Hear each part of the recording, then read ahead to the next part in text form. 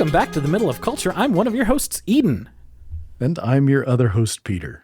Hey, Peter, how you been? I've been doing okay. Just busy with work, and we had a little travel last week. The end of the week before and everything. Getting down to Las Vegas for a couple days to hang out for spring break. Yeah, you guys, did you have a good time in Vegas for a couple of days? Yeah, we did. It was fun. We stayed at a pretty nice place.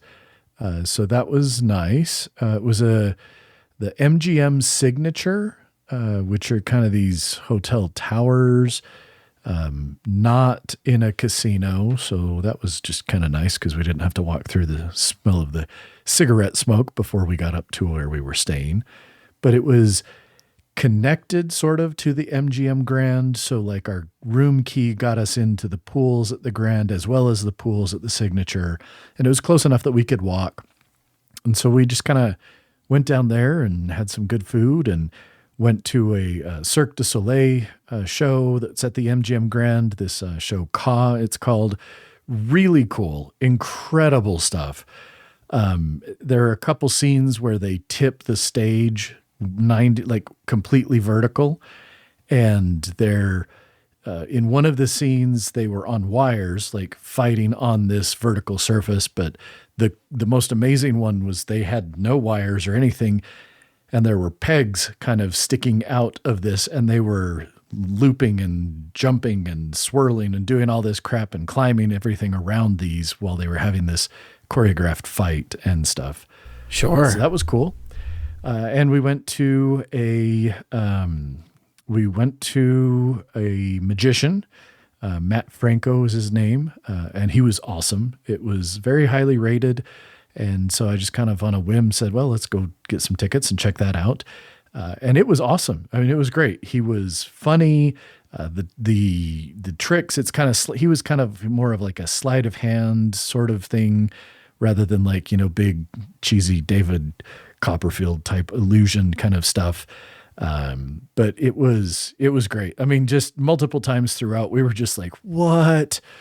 So highly recommend it. Actually, it's one of those things that I'm like, I would totally go see it again, even if it was the same show, because it was just that good of a time. Yeah. Yeah. So no, it was fun, but, yeah. How about you? How you been? Been staying busy. We, it was spring break was last time we recorded. It's been a couple of weeks since then.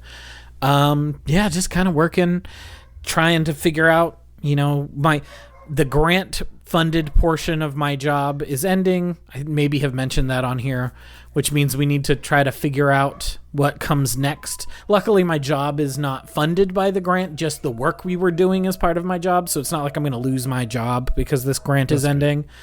It just means that the thing that was the grant funded was my whole job. So now I got to figure out what the heck my job is come June when this grant ends.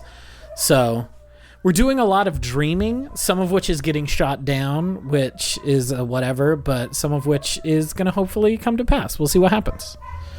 Nice. So what you been up to? Not a lot, honestly. I did finish the audiobook for The Sunlit Man.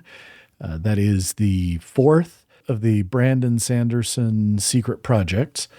And so it was fun to kind of finish all four of those. I will definitely say for anyone listening, The Sunlit Man is absolutely only read it if you're deep into his Cosmere kind of world building. Oh, okay. So it's not. It was the least exciting one for you, huh? Well, no. I mean, it was actually one of the better ones because I am familiar with the Cosmere and all of his other stuff.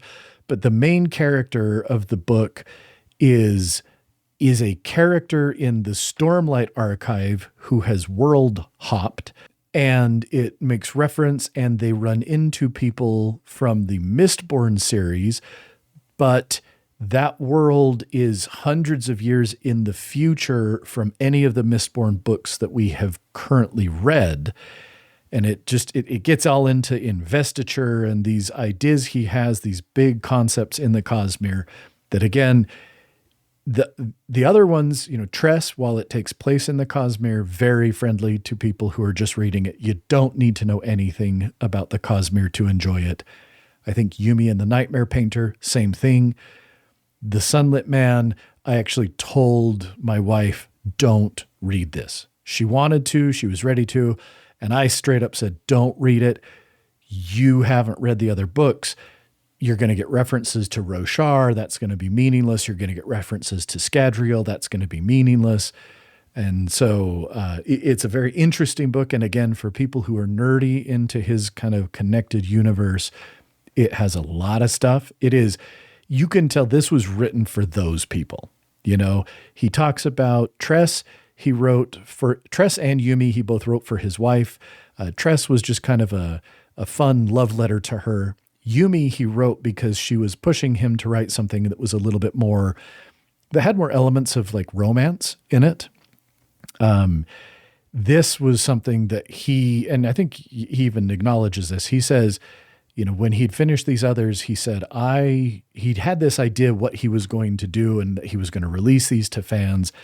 And he said, okay, for the hardest core of my hardcore fans, I want to write something that's going to really get their minds spinning. And that's what The Sunlit Man is. So fun book, but definitely not one I would recommend to people who aren't really into his stuff. So I have one question there. Okay. So the one that was designed to be more romancy than the others, did he pull it off? Or was it like, I don't know about this, Brando? It depends what you're looking for.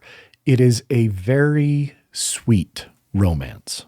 Like it is a very sincere, kind of heartfelt, but not, the romance is not the main part of the story. And so I think that it works in nicely. What I would say is maybe less of like a romance type book and more of like a relationship sort of study. So the actual story itself, really interesting. I like it a lot. Cool things that happen in the world, interesting world. But I would say he was successful in that I did find myself very interested and kind of invested in the relationship between the two characters. So in that regard, I think he pulled it off well enough. Well, that's good. That's the goal. Yeah. I think really the only other thing is I've been putting some time into Forspoken, and I don't remember if we talked about it on the pod, but I know you and I had talked about that in the past. Let me just say it's an okay game. Like it's fun. The mechanics of the game are pretty fun. I can see why it didn't perhaps do as well as maybe Square Enix was hoping it was going to. The banter between the main character Frey and the cuff that is on her wrist that is named Cuff is atrocious. It is horrible. And the people who wrote it and then decided that the two characters should continue to say the same things to each other over and over throughout the world should feel bad for the bad decisions they have made. But you can't turn that stuff down or off all the way so that it doesn't happen. And that makes the game better.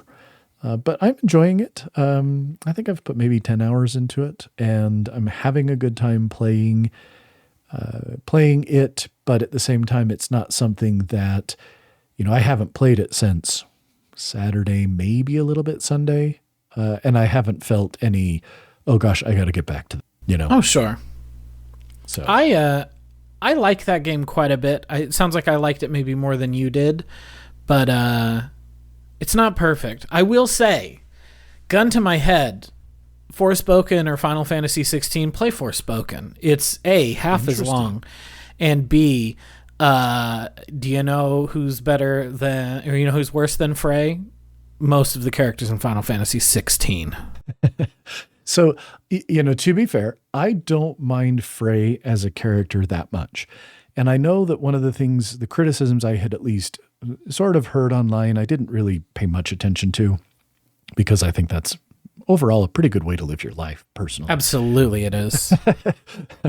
But I heard a lot of people pissing and moaning about the way she talks. And I think it makes sense. I mean, she's a troubled, living on the streets, homeless teenage girl from New York who gets transported to this area. So, of course, she's going to say fuck and shit and stuff like that and talk like a teenage girl from the streets of New York who's homeless. I mean, like, it doesn't matter that she's in this weird fantasy world. She shouldn't be running around spouting these and thous and crap like that. So I actually think that the way she talks and the way she acts as a character, for the most part, it makes sense. And I thought they did a good job at the beginning of kind of giving you a sense of who she was and who her past was enough so that in the world, I actually think her attitude and her actions, at least so far, tend to make a pretty decent amount of sense. It's really just the incidental environmental banter between her and the cuff that I find grating. That's fair. I really liked the setup for that game. I thought she was an interesting character. Like you said, I thought it framed and it was an isekai in a very good, meaningful way. I felt like it did not fall in many of the worst pitfalls that an isekai can fall into. Yeah, okay, she swears a lot. Guess what? The characters in Final Fantasy 16 say fuck a lot too, and that's supposed to be like medieval world. So like, okay, it's just what you do when you get an M-rated game. You got to justify your M rating somehow. And I don't know. I liked that game. I think that it is a shame that it sold as poorly as it did and was received as poorly as it did because it killed that studio, Luminous Studios, which was the studio they set up with the Final Fantasy 15 team after 15 finished. That's the team that made Forspoken. So I'm bummed that it did as poorly as it did because it meant that they dissolved Luminous and some people lost their jobs, but most people were just reassigned to different creative business units within Square Enix. And I think that's a bummer because Forspoken was pretty okay. I'd give it a solid 6 out of 10, 6.5 out of 10 maybe. But Final Fantasy fucking 15 is an all-timer. So like this is a team that knows how to make one of my favorite games that I've played in the last 10 years. So it's a real shame that they died as much as they did. Yeah. Well, like I say, I am enjoying it. Again, 10 plus hours for me, like I'll bounce off a game in 45 minutes to an hour if I'm not enjoying it. So to put here's in 10 the thing. plus hours. If you're at 10 plus hours, you're like halfway through that bad boy. I think I spent 17. I think that was my final time count on that game. So like, it is entirely possible that I have been forcing myself to fight my completionist tendencies and have forced myself to not do every little thing on the map. But I did spend a fair bit of time at the beginning making sure everything that was on the map, I found it and figured out how to get there. So I may not be that far in because I did spend a lot of time initially trying to check off every little patch of purple and or gold on the map. But I've overcome that. I feel like a bigger person that I have moved on from that. And now I'm just doing what parts of the game I am enjoying. So I don't know how far I am. Well, I also feel like the back half of that game was real speedy. You unlocked a world where there was not a whole, like one of the lands, you unlocked a land near the end where there wasn't a whole lot to do. You just kind of cruised through it, got to the castle and did the thing. So that might be also the case. I feel like that first of the lands, those first two lands, the middle one and then the fiery one, take up a lot of your time. And then I moved a lot quicker as the game went on, is what I'll say. Also, I stopped completing things. I did say, oh, you know what? I'm going to get the cats. That's the only thing I care about. I want all the cats. I don't care about getting all of the cloaks. I found a cloak that works. That's all I care about. Uh-huh. But I did want to get, and I did make sure I got all of them cute little cats. I wanted every one of those little houses you go to be chock full of cats. There you go. Well, what have you been up to? Well, the biggest thing I've been up to is, so the other day I'm sitting there and I'm like, is it time for me to play Baldur's Gate 3? And I had Steam open and I'm looking at it and it's $59.99. And Kid Eden in my head is like, oh, I want to play Baldur's Gate 3. I want to play the new shiny game. I want to make these shiny JPEGs kiss each other. And adult Eden said, we have Baldur's Gate 3 at home. And I installed and started playing Pathfinder Wrath of the Righteous. All right.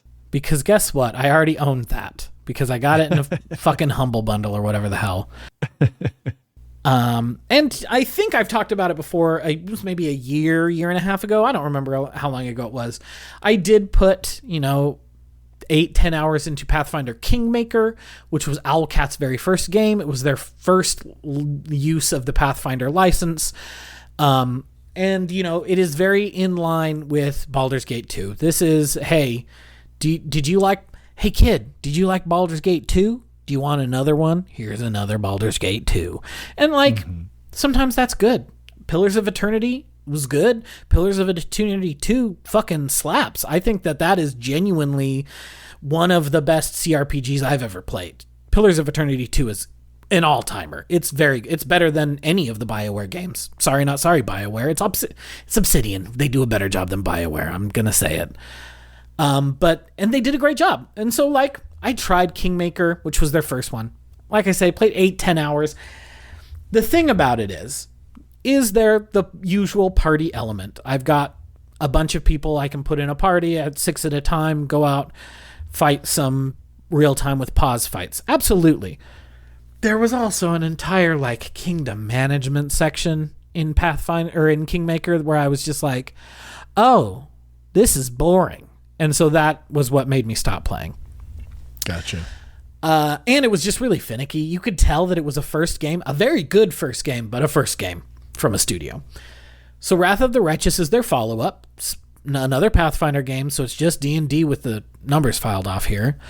But Wrath of the Righteous, while having a lot of the same meta-structural things that Kingmaker had, is working a lot better for me. I'm about 25 hours in, I think, 24, 25 hours. Cool. I'm kind of I think I'm cresting the edge of Act 3. I'm just finishing all the quests that have little exclamation points next to them that say, hey, if you finish Act 3 before you do this, you can't do this quest anymore. So I'm just finishing up my side quests and stuff. But I'm really enjoying it. I think that the story is way more compelling than in Kingmakers. It's grabbing my attention a lot better. And it does have a whole crusade element. You become the knight commander of the crusade, which, don't get me started on crusades. I have problems with crusades. I have problems with inquisitions. It was also my problem with Dragon Age Inquisition, which is a fine game, but why is this an inquisition? Why am I leading the Holy War? I don't want to lead the Holy War. I'm not Paul Atreides. But I'm the knight commander of the Holy War of the Crusades in this game. And it's less finicky than the Kingmaker stuff was. You have to make a lot of armies and move them around on the board and then engage in very dumbed down Masters of Might and Magic style fights. And that's fine. It's fine. But I'm really enjoying the RPG elements of it. I really like the character that I've made. I really like, one of the big things in this game is that you choose a mythic path you want to walk on, and then based on your actions, you will specialize into different mythic paths. And so based on my choices in the first act of the game, I had been given, I don't know about you. I don't know what your basic feeling about alignments are. I think alignments are dumb, and that means that every time I play a game, I just end up being chaotic good, because those are the good choices as far as I can tell. Because here's the thing. I think lawful choices are evil, even if a game tells you that they're good. Paladins are the most evil motherfuckers on the planet. And that's just on facts. Like, you think you have a mandate from heaven to do whatever it is you feel is most lawful? That's the most evil shit that could ever exist. So, I'll never play a lawful good character because in my heart, I know that that is fundamentally evil, even if the game says that it's good. So then you always end up being, and I'm still a goody two-shoes. I'm still a little goody two-shoes.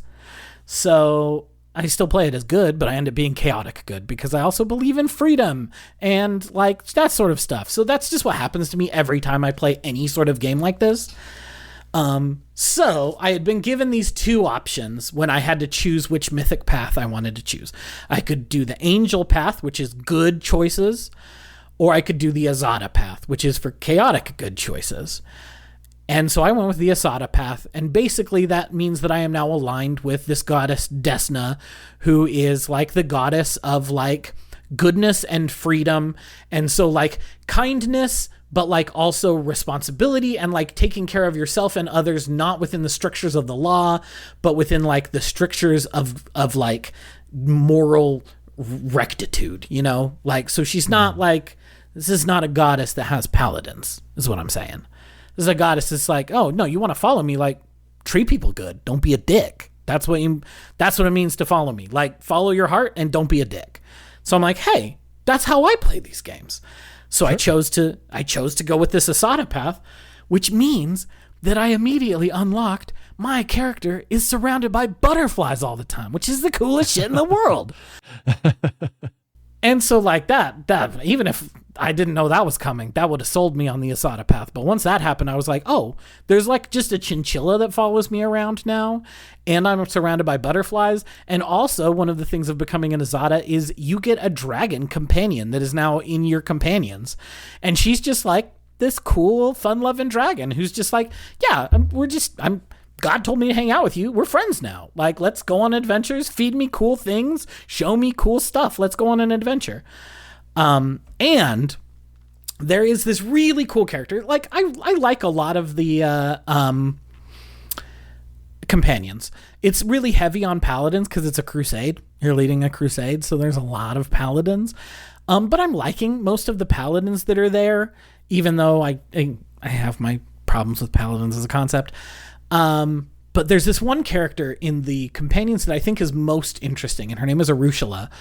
And Arushula is a succubus who, for centuries, because this is the premise of the game is you are leading this crusade against the demon armies because 100 years ago or whatever, this evil woman, Arilu, whatever her name is, some fantasy ass name, opened up the world wound, which conjoined the mortal plane to the abyss where all the demons live.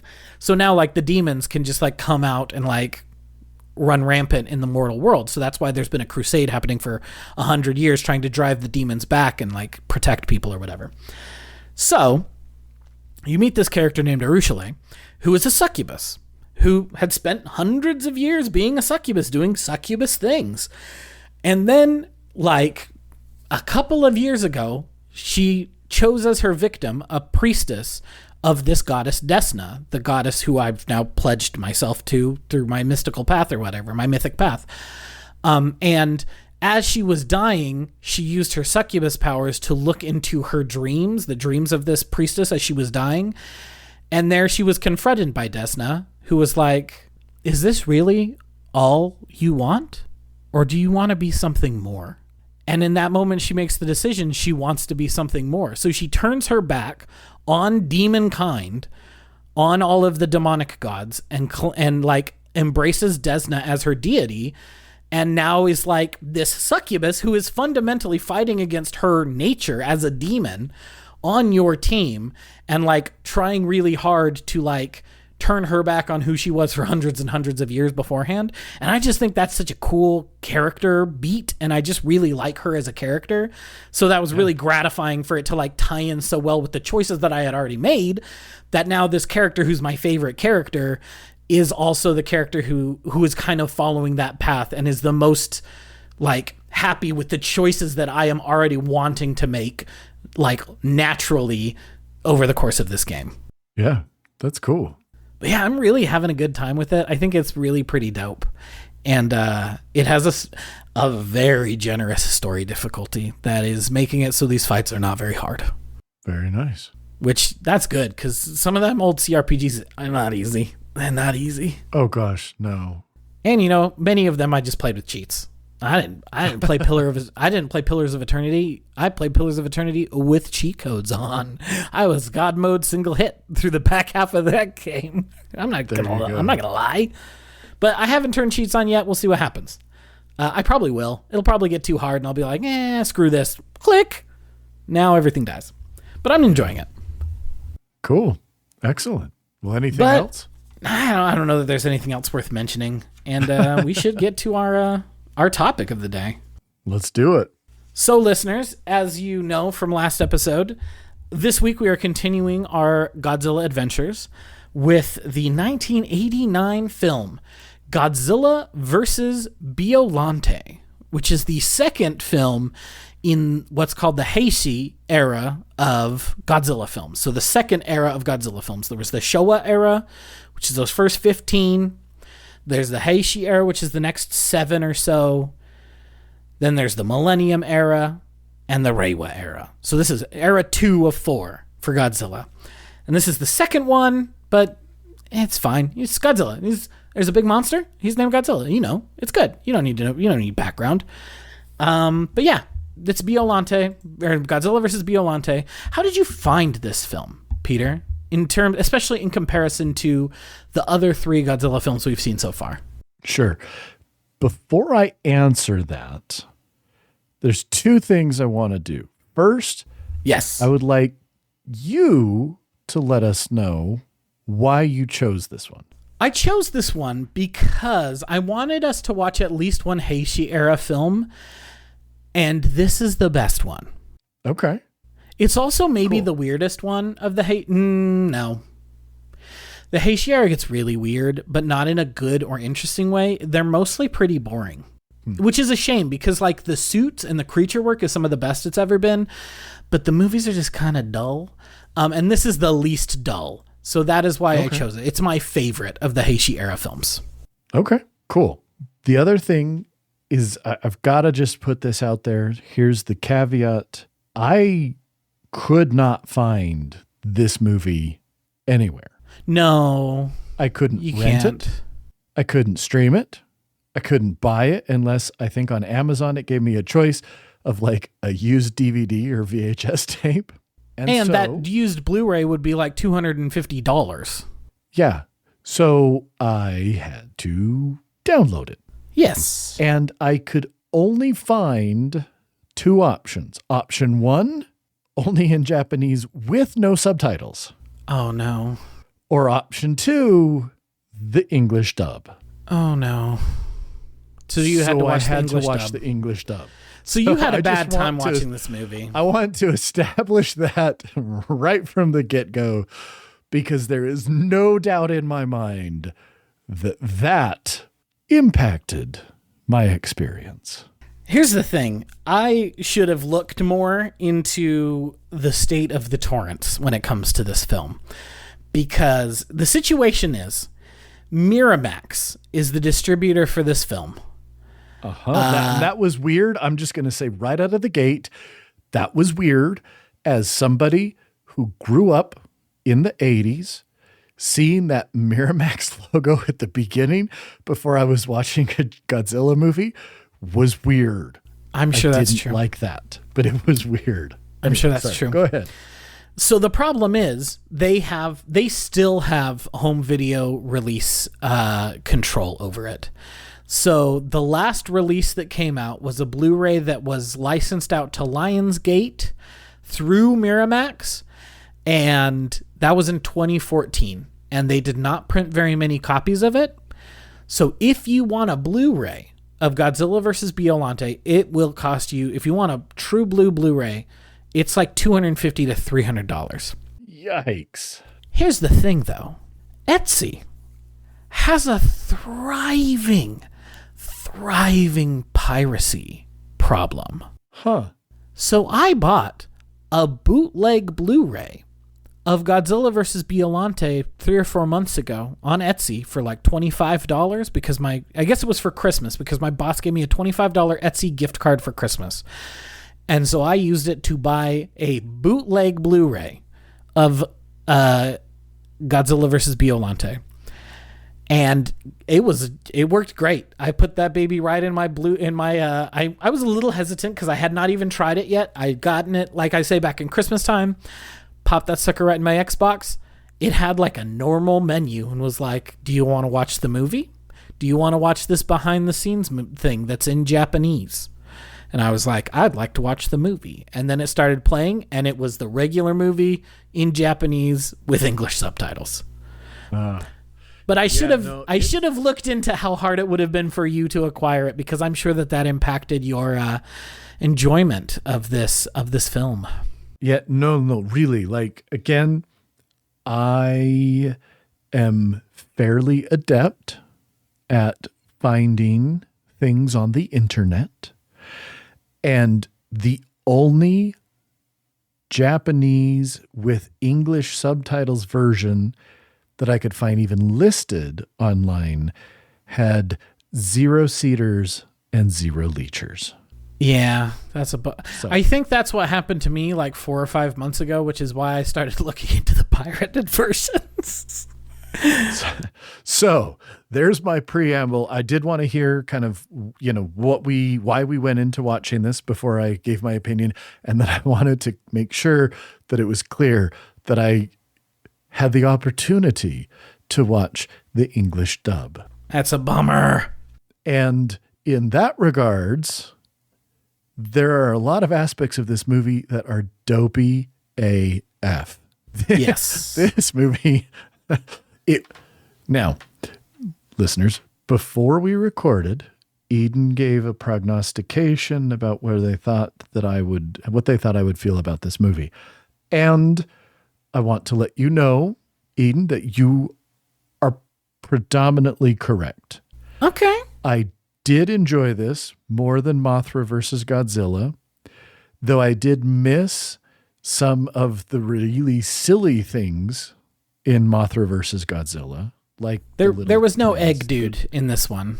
There's no egg and there was no, but it definitely not as good as the other Godzilla movies that we have watched, but I did enjoy it more than Mothra versus Godzilla. But I can absolutely guarantee you that the dub version, it detracted from the experience. I would bet that is true. Well, that's too bad. I should have thought about that more. I should have if I'd have thought about it, I would have ripped my Blu-ray and put it on a Plex server, but that's all right. Here's the thing. Luckily, the next one, easily available everywhere, because Miramax, this is the one that Miramax has a problem with, so this remains to this day the one Godzilla movie that is hard to get your hands on. The only other one was Godzilla vs. Mechagodzilla, and then that was included in the big Criterion box set, and that solved that problem. So this remains still the one that's hard to get your hands on. Everything else is really easy to find. Yeah. But so let's talk about this movie. It was entertaining. I'll say that. Here's the thing. It's weird. This is a weird one, and you can tell that they're trying to figure out what a reimagined, more adult oriented or focused Godzilla is going to be. Because, we talked about Mothra versus Godzilla is pretty goofy, and it started the trend of really goofy that the rest of that era of Godzilla movies would be. So we've talked about it a little bit, but it's worth setting the stage here in case this is someone's first episode and just kind of talking about it again. That first 15 films ends in 1975 with Terror of Mechagodzilla. And then there's not another Godzilla movie until 1984, when they put out The Return of Godzilla, which is the first movie to do what many Godzilla movies will do after this, which is to say, so that first 1954 Godzilla movie, that happened. Those other 14 fuckers, no. That didn't happen. You ignore that shit. Godzilla did never have a kid named Minia. Don't worry about it. The 54 movie happened. He got turned into goo and bones on the bottom of the ocean. And now 30 years later, there's a new Godzilla. And that is where Return of Godzilla, or Godzilla 84 as it's sometimes called, is like localized. It's like, this is a sequel to that first one. And then this one is explicitly a sequel to Return of Godzilla, even to the point of having a few scenes at that very beginning where it's clearly Return of Godzilla because the suit looks way worse in those first couple scenes. Because the Return of Godzilla suit is not very good, whereas the Godzilla versus Biollante suit, hot damn, we are hitting good Godzilla looks now. This is a Godzilla that looks like my dog Liza in the face and makes faces like Liza makes and is just like a little shit, and you can see it on his face. And that's what this Godzilla is. So this is set 5 years, 1989, set 5 years after Godzilla, Return of Godzilla. The end of Return of Godzilla, they trap Godzilla in a volcano. And he gets stuck in the volcano, surrounded by lava. And they're like, well, I guess he's stuck. I guess we'll just keep watching this volcano. Hopefully he dies in there. Turns out he doesn't. I don't know how, but he's fine. He just chills in the lava. It's fine.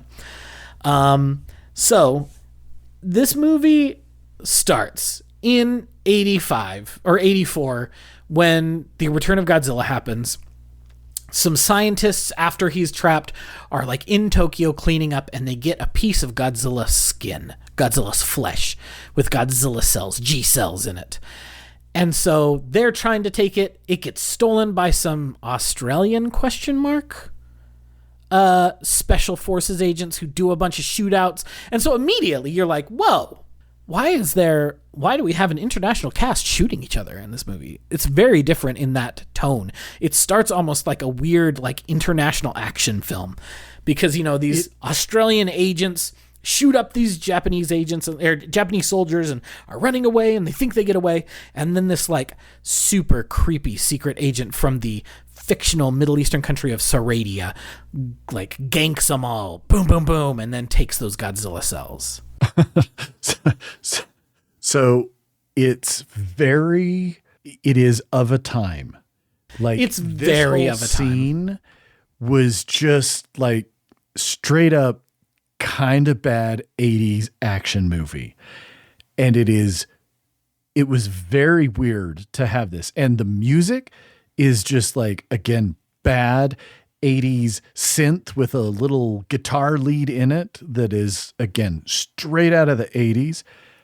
And the dude from Sardinia is just like the weirdest, like he's just the scrawniest looking little dude, and you're supposed to think he's just this badass, and I could never buy into it. No. And I mean, we've got, look, you guys, you got to understand, this is the 80s. We got double-breasted sport coats with the sleeves rolled up and t-shirts underneath and the whole 9 yards. It is, man, like the first, like I wrote in my notes, the suits that people wear in this show, in this movie, are amazing. And you take the word amazing to mean whatever you think you want that to mean.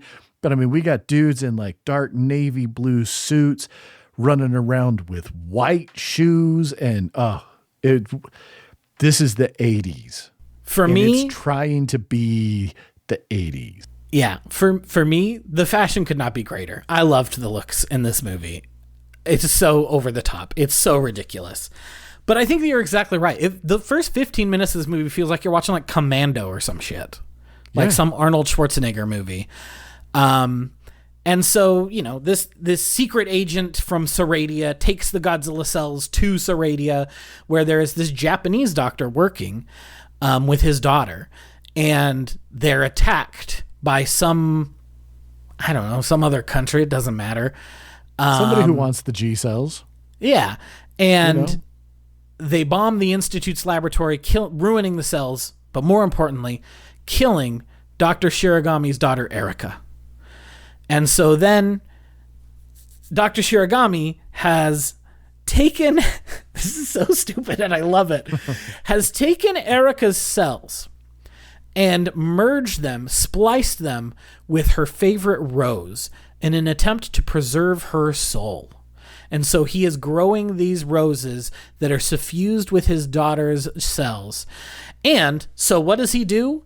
Call this woman who is the head of an institute of psychics. Psionics. Don't worry about it. The Japanese Psionic Center. And so they bring over their most powerful psionic, Miki, who attentive viewers will get to know very well over the course of the next 6 movies, as Miki is the longest running recurring character in the history of Godzilla films and plays a minor to large part in every single movie from Biollante to Destoroyah, which is the end of the Heishi era. Her journey is something else, which we probably won't have time to talk about, but it's wild to see where her character goes over the course of 7 movies or 6 movies or whatever. She's trying to talk to the roses and see like what their soul is saying. She doesn't feel it. She's like, I can feel something, but I'm not really getting any voices or anything. Eventually, the government has decided Godzilla starts moving in the volcano. I do just want to mention, we do have this 5-year time jump in there. Yes, that's true. There's a 5-year time jump where Erica gets killed. Then we jump forward 5 years. And I have to say this because I have to know if this was in the subtitles or if this was a special thing for the dub. But as Dr. what's his name? Shiragami? As he's walking along, talking to the person from the Psionics Institute, not the ESP special lady, but he talks about what they're doing, and he mentions in passing that they are preserving Nobel semen. Yeah, the eugenics of the Nobel Prize winner semen part, I was like, what the fuck? I just wanted to make sure that was in the actual movie and that wasn't just something somebody came up with the dub, because I just wrote down in my notes again, Nobel semen ? Yeah, no, one of Shiragami's big projects is saving Nobel jizz so that they can create a race of super scientists. I don't know. Perfect. Who cares? We never see that guy. Thank God we never see him again. But yes, that's in there. About Nobel semen. Perfect. Love that is definitely in there. Please. It's very goofy. So the Godzilla starts moving. And so needless to say, the government's like, well, okay, the boys be getting back up again. We got to do something. And so their big idea is, well, the Americans have developed a bacteria that can eat oil spills, which that's not real. I wish it was real. That's not real. That'd be great. So why don't we create a bacteria that can eat nuclear waste? Because Godzilla is nuclear, so this could just eat him. These little bacteria can just eat him from the inside. And so they convince Shiragami to join this project if he can have access to some of the Godzilla cells, the G cells. And so he, being this wise man of scientists that he is, the rose that is Erica's soul is starting to die. So he says, why don't I merge it with some Godzilla cells? Because this fucker apparently is immortal, because he's been in a lava cave. He's been in lava for 5 years, and now he's like waking up and he's like, oh, I guess I'm going to go destroy some stuff. So like, he's clearly very strong. He clearly must be like immortal. So I want these roses to be immortal. And so he does that. Shenanigans ensue. Some evil dudes are trying to steal the G cells and all of this work on this anti-nuclear bacteria. And as they're breaking into his house to have that happen, we have a little shop of horrors situation going on here, because the rose is going wild. The rose is just killing him. The rose is using its like vines to just like murk dudes, and then leaves and becomes in the bay, because of course this is a rich scientist. He lives on this beautiful lake. In the edge of this lake becomes a 200-foot tall rose overnight with teeth. It's got little teeth. We'll talk about the little teeth, but it's this huge rose. And everyone's like, okay, that's pretty wild. Godzilla emerges. They try a bunch of goofy stuff. They have a goofy weapon. I cannot remember the name of it. The Super X2, which is this weapon that is designed to reflect Godzilla's atomic ray back on him, and works mostly until it gets too hot and overheats and melts. But Shenanigans ensue trying to get Godzilla away from Tokyo, make sure he doesn't go to Tokyo. Eventually, he ends up called to the Rose. And they're like, the psionic woman, Mickey, is like, well, they're talking to each other because they're both made of Godzilla gunk. So the Rose is calling out to him. So Godzilla shows up. Real cool fight between the two suits. Like, really upping the effects work, especially from what we were seeing 20 years previous in Mothra versus Godzilla. You can tell, A, the budget is much bigger, and B, they've gotten a lot better at making these suits expressive, movable, and doing dynamic things in the shots. And I don't know how much of that is the suits themselves and how much of that is they've learned how to shoot them better, you know? Mm-hmm. But it's a really cool fight scene. Godzilla murks the Rose, and it burns. He burns it to pieces. It turns out it's not as immortal as they thought because he's Godzilla. More shenanigans ensue where they eventually do develop this bacteria. They lure Godzilla into downtown Osaka and shoot him with missiles full of it. And then it doesn't seem to be working fast enough. And they're like, what's going on here? Turns out, dear listeners, Godzilla's body temperature is too low for the bacteria to really thrive. Which, how did he survive in lava for 5 years? I don't know. Not going to worry about it. Don't think about it too hard. So they lure him to this place where they have set up a bunch of things that he can step on that will make him warm. I don't know. Don't worry about it. It's science. They science the shit out of it, to use some 2010s phrase. And they start warming him up, and it seems to be working. He seems to be under the effects of something. And then, turns out, Biollante, which is the name of the Rose monster, did not die. She's back. So it turns out Biollante, the monster, not dead. In fact, went somewhere else, is now coming out from underneath the soil, and has become a large, bulbous alligator ? Yeah. What did you think of the Biollante designs? They're kind of cool. I think genuinely the two Biollante designs, but especially the last one, all-timer, maybe one of the single coolest looking monster suits they've ever made. Yeah, no, it was cool. You know what it actually reminded me of? Have you seen that picture of the inside of a penguin's mouth? Oh, sure, where it's like 10 billion teeth. Yeah, it kind of reminded me of that because on the outside it's got like that kind of alligator sort of crocodile whatever look, but then it opens its mouth and it's got all these teeth on the inside and everything. But no, it's a cool looking monster. Yeah, I think like, Biollante it's an all-timer.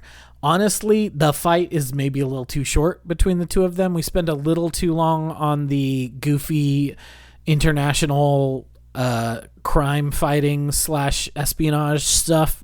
I could have seen more monster, please. But it's cool. Biollante emerges, gets in a big fight with Godzilla.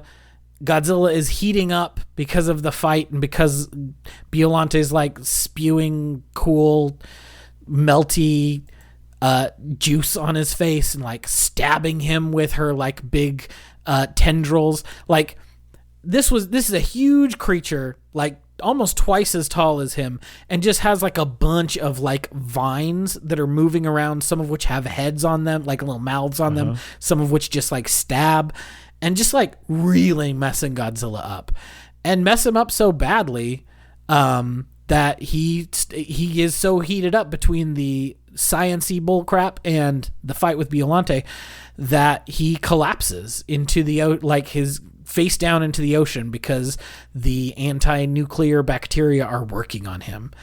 And so in that moment, we're at the climax of the film. Biollante dissolves into space dust. As Peter mentioned earlier, we see like a 2-second of Erica's face across the space dust as they're like, thanks, Erica. Thanks for putting a girl's soul into a rose, which got turned into a rose monster, which got turned into an alligator penguin monster and is now dust. And then the dust flies off into the heavens. And, the bad agent from Sardinia or whatever, I don't care. It doesn't matter. Bad agent is there, shoots the doctor, kills him dead. The hero dude, catches him in his car. His beautiful white shoes get really muddy in this last final fight. I did notice that. I was like, oh man, those white kicks, they ain't white no more, dog. But he is able to stop the bad guy. The bad guy almost kills him. And then the young military dude who's been trying to get Godzilla this whole time turns on one of the heater things and the guy dissolves into just disappears, smoke. Just puff. He's gone. He's dead. And so then your main character and the woman who is in charge of the psionics, not the young psychic herself, but the other woman, are like, okay, we're in love and we've been in love since the beginning of this movie. And are we going to move to America together because MIT wants you to work there? And he's like, no, people are the same everywhere, but we'll do it together. And then at that moment, Godzilla stands up and they're like, oh shit. The water cooled him back down. And then he just goes off into the ocean. That's how the movie ends. Yep. So I do have a question. Yes. In the subtitles, did it say MIT when he gets the letter at the beginning, or did it say... It just says Massachusetts, but we all know the only thing you'd go to in Massachusetts if you're like a super biotech dude. I know. I was just curious because I laughed a little bit. And again, maybe this is my bias of having lived in New England for 6 years. I just thought it was funny when he's talking to her and he's slapping the letter. He's like, got the letter from Massachusetts. And I'm like, oh, Massachusetts. Is like, well, hello, sir. This is Massachusetts. We would like for you to come and science in Massachusetts. Yeah, no, it's not specific. It does basically the same thing. It just says, the letter from Massachusetts. And you're like, okay, so MIT, but you don't want to say MIT. Again, I do have to say, it was funny. Before we get into other things, that set where they're having that conversation is such a little thing, but such an all-timer. They're in this fancy pants restaurant that is built in what was clearly rubble and that has a big Godzilla footprint through the middle of the building that they've turned into a window. The skylight. They've turned it into the skylight. Footprint It's is the dope. skylight for the posh restaurant. It's such a cool looking set. Yes, it is. It's wild. And it's crazy because it's just there for just a couple minutes and then we move on. Yeah. It was one of those ones. I had not seen it probably in 10 years, but I remembered that I really liked it. And so that's why I picked it, because I have seen the other Heishi era films more recently than this one because they are easier to get your hands on. But I hadn't seen this one in a while, but I was like, I remember really liking this one. And I really had a delightful time. It is over the top. It is really a weird mix of, like you said, that 80s over the top action movie alongside really good effects work for the monster suits. Apparently that suit weighed 250 pounds that the Godzilla guy was just walking around in. I don't know. It is a good looking suit. It's a very good looking suit. And yeah, it's just, I think it's goofy, but not too goofy like Mothra versus Godzilla was, but also I feel like it has a lot of propulsive feel to it because of the spy stuff. I felt while, I know that your thing has always been, I care about the characters, and I don't feel like you latch onto the characters in this one, but I do feel like the human I mean, you don't know any of these characters. You get to know Miki because she's in 6 of these suckers. So she's the only one I care about because I'm like, oh, Miki, you were so tiny in this one. You're a cop by the end of it. Although I will say, you know who my favorite character is? Try and guess. I want to see if you can guess who my favorite character is. I think it is the gruff older military dude who eventually gets got trying to shoot Godzilla in the face with a missile. Hell yes. He's great. He's a dude delight. Rules. Because he's just in every scene, he's whatever, Godzilla, this is dopey, whatever, okay, yeah, sure, whatever, I don't give a fuck, whatever, he's just okay, what else? I'm gonna roll with it, You know, he's just like, he kind of seems like a genuine badass. And I love Oh yeah, no, I think he's a delight. I think he's the character who is most well acquitted here. Cause like the romantic lead does a lot of stuff, but he's mostly a sidekick to that Colonel Gondo, who's like the cool guy. And like eventually like gets got by shooting Godzilla in the throat with a fucking missile. And then he's like, ha, take that, sucker. And then Godzilla destroys the building. But like, he did the dang thing. Like, and he kind of set that up at the start that he was like, I'm just, my job is just to take care of Godzilla, man. And he ain't done nothing for 5 years. I'm bored. Well, yeah. He's a lot less bored now. He's like, bring it, Godzilla. No, that dude ruled. That guy was very cool. Definitely my favorite character of the movie. And talk about going out in a blaze of glory. That man. Absolutely. Man. Yeah. So what are your other thoughts on this movie? Other than I'm sorry that you had to watch the English dub. Again, it is so funny because it is this like half kaiju Godzilla movie. And then again, this half baked 80s action movie. I mean, just all of the scenes with the dude from Saradia, the assassin guy. I mean, he's just he looks like such a loser, and you're supposed to just like, oh, but he just, he's kind of like standing way up, and he's always got his sunglasses on. I don't think you ever see him without his sunglasses. I don't either. And, he's just like taking shots, and it just finally, like when he just disappears because he's on the heat thing, I'm just like, it was like, it works within the movie, but at the same time, it feels at times a little incongruous where you're jumping back and forth between these two kind of movies. Sure. It's not that it didn't work. It just very much harkened back to the era because it's like, okay, and now 30 seconds of Miami Vice, and now it's more Godzilla, and now it's Commando, and now it's Godzilla, and now it's Under Siege, and now it's Godzilla. And so it's just this weird push and pull in the movie that I found entertaining.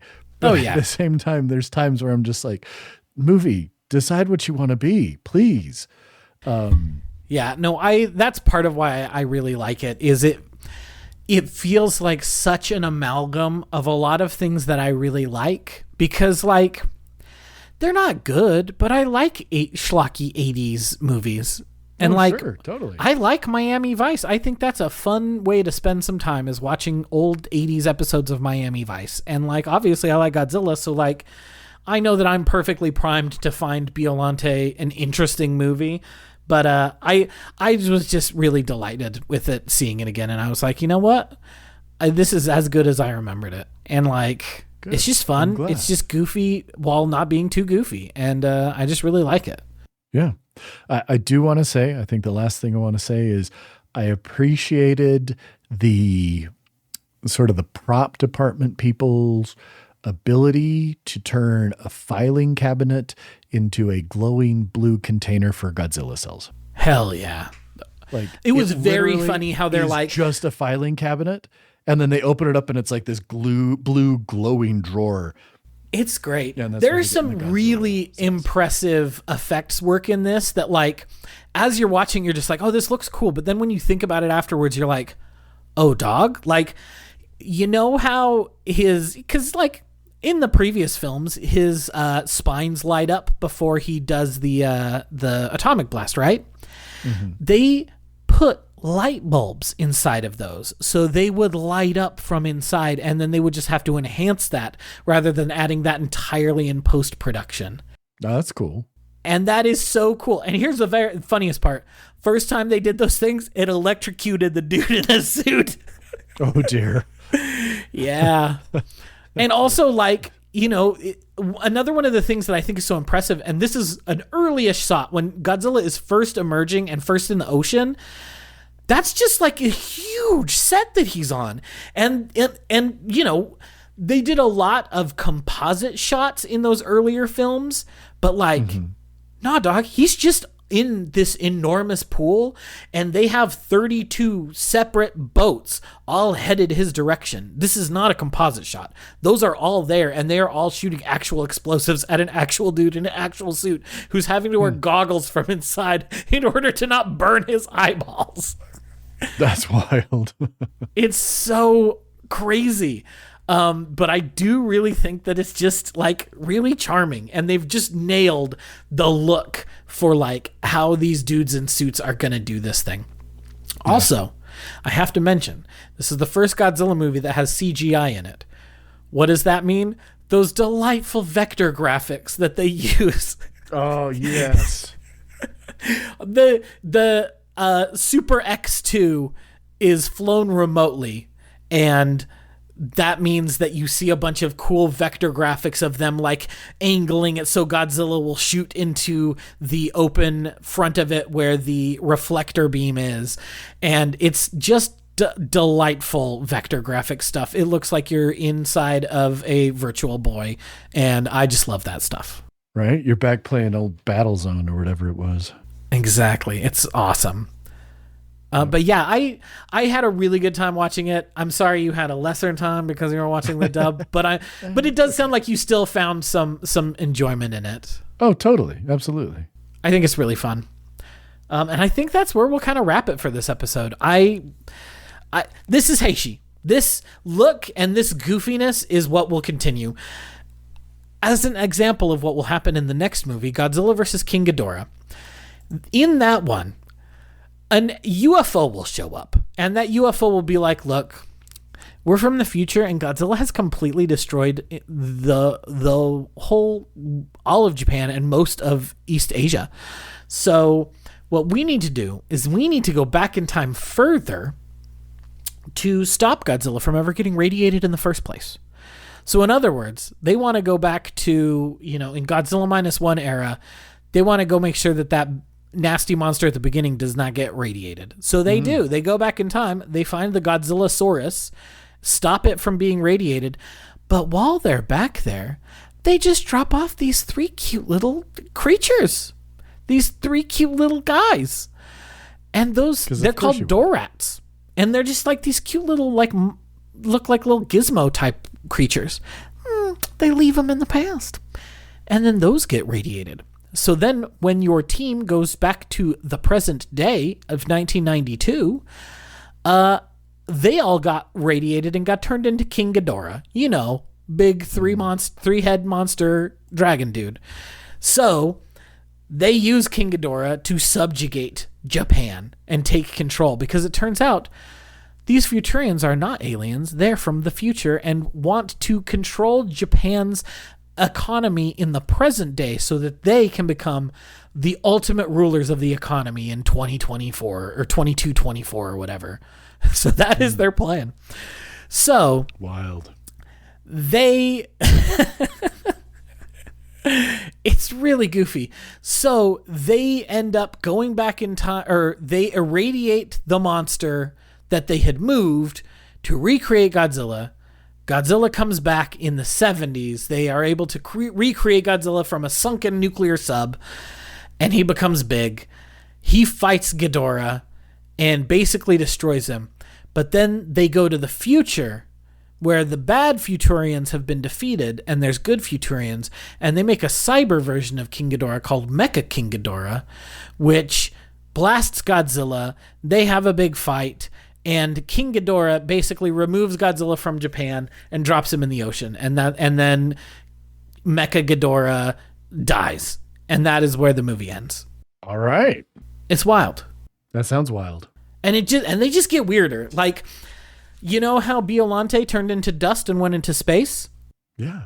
What if, in the future, that dust got touched to some space crystals and became evil Godzilla, aka Space Godzilla, which is What If Godzilla, but with enormous crystals on his shoulders. And so he gets created. So now we've got Space Godzilla, which is the combination of maybe still some Soul from America, also Rose, also Godzilla, also alligator monster, and now some space rocks. And he turns into Space Godzilla. Wild. It's so dumb. It's such a dumb era. And most of them are, while they look incredible, like this level of technical achievement continues, they're kind of boring. And that is perhaps the most damning thing I can say about them, is that all that can happen in Godzilla vs. King Ghidorah, and it's kind of boring, which this one was not. No, this was not boring. But that's where we're going to end with the Heishi era. Our next Godzilla movie, which we might do something else for the next episode, we'll see. But the next Godzilla movie we will be watching, one of the worst titles, but is genuinely one of the very best ones. And I think the one that thematically is the closest to Godzilla Minus One, and that is Godzilla, Mothra, and King Ghidorah, Giant Monsters All Out Attack. Love it. Terrible name. Incredible film. One of the very best ones. Cool. And so we'll be back in a couple of weeks with another episode. And until then, take care of yourselves. Leave us reviews or ratings if you feel so inclined. And we'll be back soon with another episode. Thanks all for listening. Thanks, everyone.